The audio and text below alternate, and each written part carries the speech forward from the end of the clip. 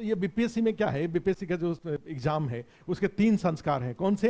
PT संस्कार है, उसके बाद मेन संस्कार है, और उसके बाद इंटरव्यू संस्कार है। ये 3 संस्कार है, और तीनों संस्कार के बारे में हमेशा ध्यान रखिएगा।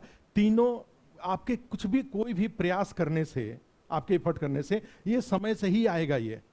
हाँ, ये जरूर आपका डिटर्मिनेशन होना चाहिए कि जब ये आए तो उस समय आपका परफॉर्मेंस खराब ना हो।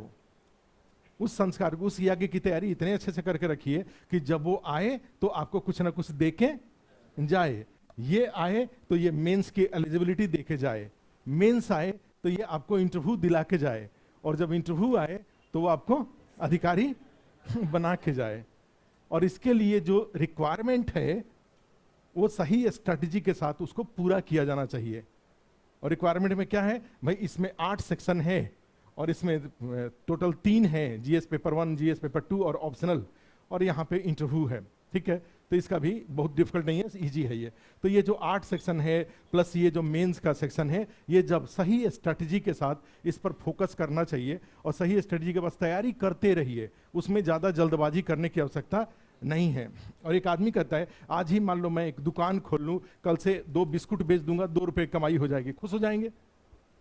भाई यहाँ पे क्या है, कोई ठेकेदार है आपके घर में, कोई ठेकेदार है, मान लीजिए कोई ठेकेदारी किया, उसको 2, 4, 5 लाख की कमाई हो गई।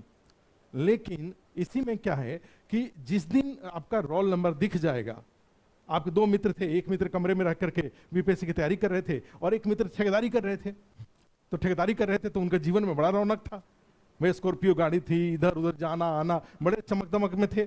और दूसरा मित्र बेचारा दबे कुचले तरह व्यक्ति, पीड़ित व्यक्ति की तरह चुपचाप कमरे में बैठा हुआ था। तो सोचो कितना, माने कितनी बड़ी त्याग है ये। भाई वो एक आदमी स्कॉर्पियो गाड़ी पर इधर उधर घूम बिल्कुल, और यहाँ पे ये आदमी चुपचाप कमरे में सड़ रहा है वो।